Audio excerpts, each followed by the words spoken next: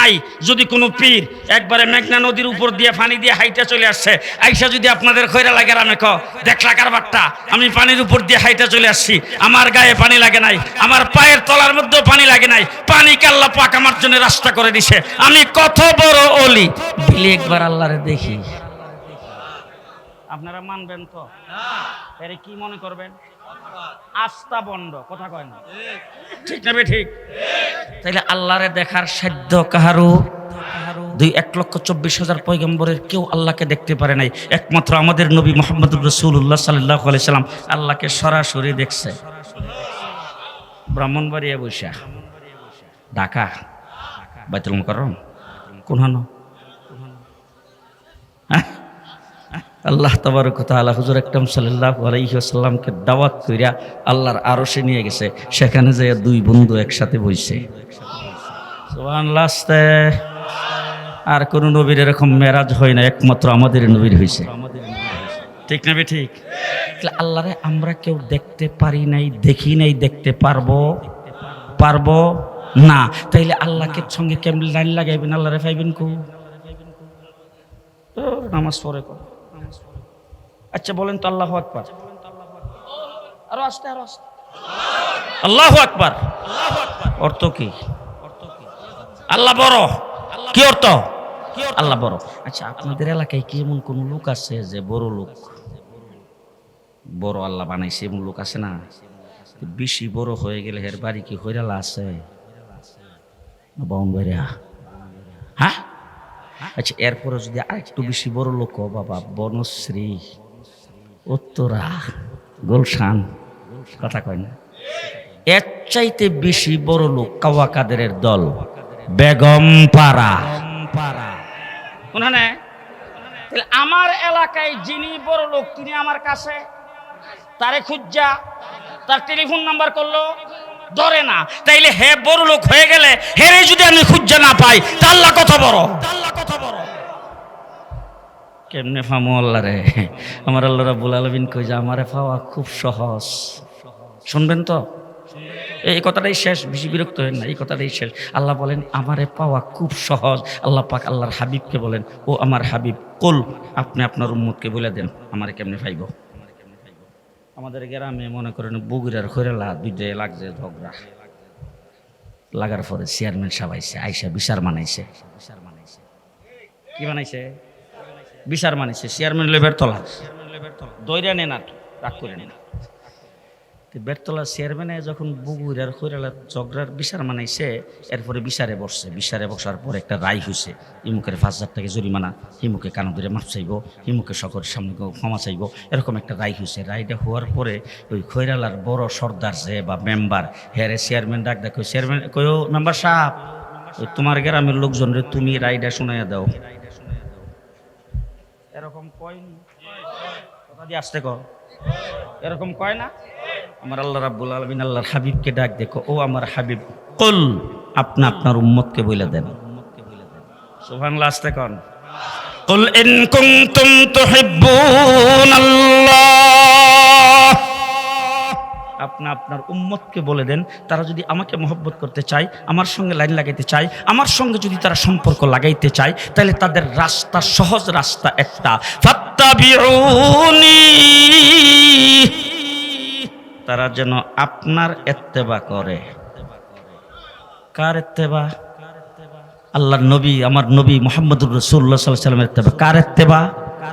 মুহাম্মদুর রাসূলুল্লাহ সাল্লাল্লাহু আলাইহি ওয়াসাল্লামের ইত্তেবা। এখন আমি আপনাদেরকে বলতে চাই, মাহফিল থেকে উঠতে হাইটে যাইবেন তো, যে হাঁটার সময় যদি আপনি রাস্তার ডাইন সাইডে দিয়ে হাঁটেন, মাথাটা নিচের দিকে দিয়া সুবহানাল্লাহ, আলহামদুলিল্লাহ, ওয়ালা ইলাহা ইল্লাল্লাহু, আল্লাহু আকবার জিকির করতে করতে রাস্তার ডাইন সাইডে দিয়ে হাঁটতেছেন, আর মনে মনে নিয়ত করছেন আমার নবীর সিস্টেম হইল, আমার নবীর দেওয়া তরিকা হইল, আমার নবীর দেওয়া আইন হইল রাস্তার ডাইন সাইডে দিয়ে হাঁটা। আল্লাহ ফেরেশতাদের ডাক দেখা, এই ফেরেশতারা দেখ কেমনে হাঁটে রে? বলে রাস্তার ডাইন সাইডে দিয়ে হাঁটে। মুখের মধ্যে জিকির আসেনি? বলে হো আল্লাহ আছে। কি লাগিয়া? রাস্তার বাম সাইডে দিয়ে হাঁটতে পারে পারতো না, রাস্তার মধ্যখান দিয়ে হাঁটতে পারতো না, ডাইন সাইডে দিয়ে হাঁটে কেন? ফেরেশতারা কয়, ও আল্লাহ, আপনার হাবিবের দেওয়া সিস্টেম, আপনার হাবিবের সুন্নত, আপনার হাবিবের তরিকা। আল্লাহ রাব্বুল আলামিন ডাক দিয়ে কয়, আমার হাবিবের তরিকা মানছে, আমার হাবিবের দেওয়া সিস্টেমে রাস্তার ডাইন সাইডে দিয়ে হাঁটছে, এই ফেরেশতারা সাক্ষী থাক, সম্পর্ক আমার সাথে।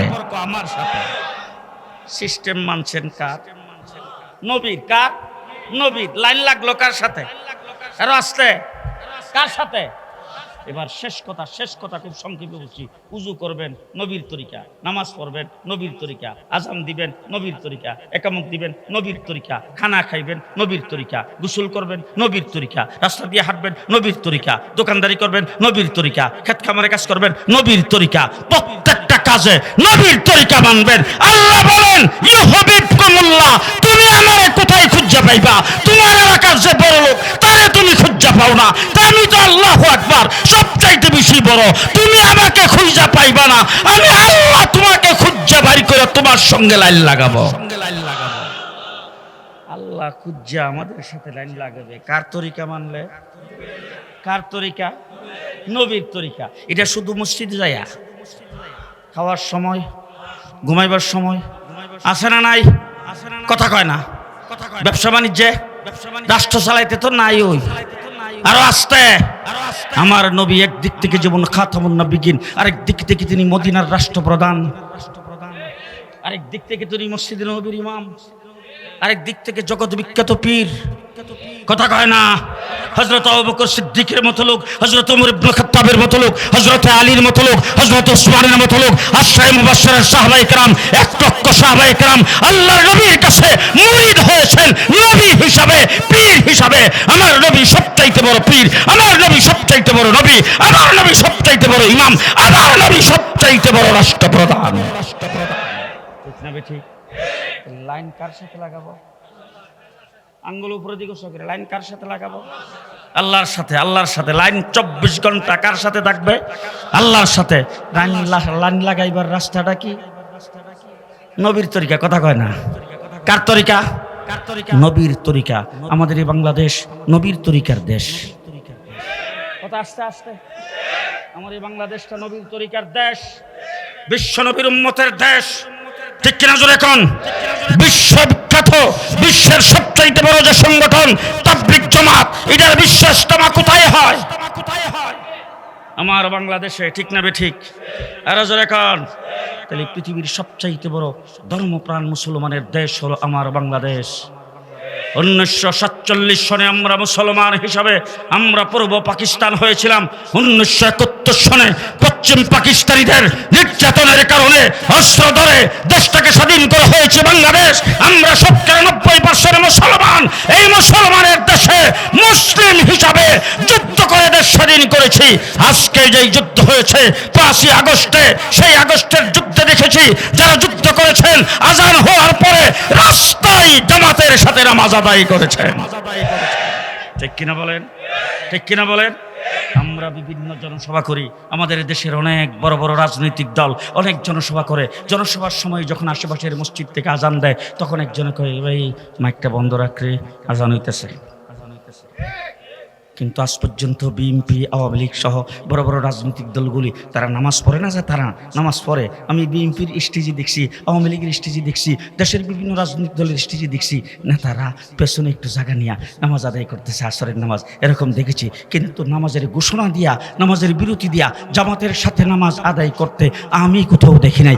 আমরা যদি জনসভা করি সেটার মধ্যে নামাজ আদায় করি, কিন্তু আমার ভাইরা এই দেশে যারা আন্দোলনের সংগ্রাম করেছেন, 5ই আগস্টে যারা পাঠিয়েছেন, তার একজনকে ইমাম বানায়া রাজপথে জামাতের সাথে নামাজ আদায় করেছেন।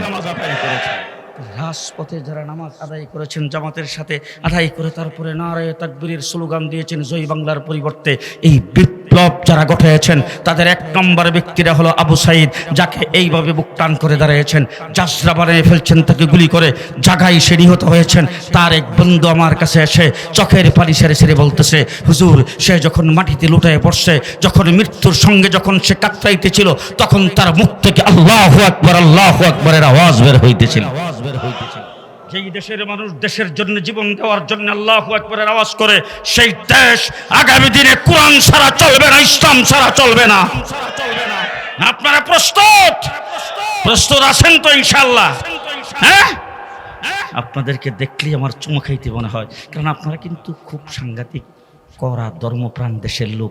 তার কারণ হলো মুফতি ফজলুল কামিল সাহেবরে বিপুল বুড়ে আপনারাই কিন্তু ভোট দিয়ে নির্বাচিত করেছিলেন, ঠিক না বে ঠিক? মুফতি আমিনী সাহেবকে শুধু ভোট দেন নাই, আপনাদের পূর্বপুরুষেরা, এখনো বোধ হয় এখানে কোনো মুরব্বী নাই যেই মুরব্বীরা ফখরে বাঙ্গালকে ভোট দিয়েছে। মাওলানা আশরাফ আলী ধর্মমণ্ডলী সাহেব কিতাব মার্কা দাঁড়াইছিলেন, তাকেও ভোট দিয়েছেন, ঠিক না বে ঠিক? তাহলে ইসলামের পক্ষে সবসময় ভোট দিয়ে আসেন। মুফতি ফজলুল কামিনী বাংলাদেশের একজন বীর মুজাহিদ ছিলেন, আল্লাহকে ছাড়া কাউকে বই করে নাই। তিনি যখন সংসদে দাঁড়ায়া সুদের বিরুদ্ধে কথা বলেছেন, তিনি যখন সংসদে দাঁড়ায়া ঘুষের বিরুদ্ধে কথা বলেছেন, তিনি যখন সংসদে দাঁড়ায়া কোরআনের আয়াত পড়ে তারপরে হাদিসের ব্যাখ্যা দিয়ে তারপরে সেখানে যখন ইসলামের কথা বলেছেন, আপনারা যারা ভোট দিয়েছিলেন, যারা দুনিয়ার থেকে চলে গেছে, সেই ভোট আপনাদের জন্য নাজাতের জরিয়া হবে। সেই মুফতি আমিনী রহমতুল্লাহ আলাইহির সাথে 33 বছর ছিলাম। উনি ছিলেন সভাপতি, আমি সেক্রেটারি।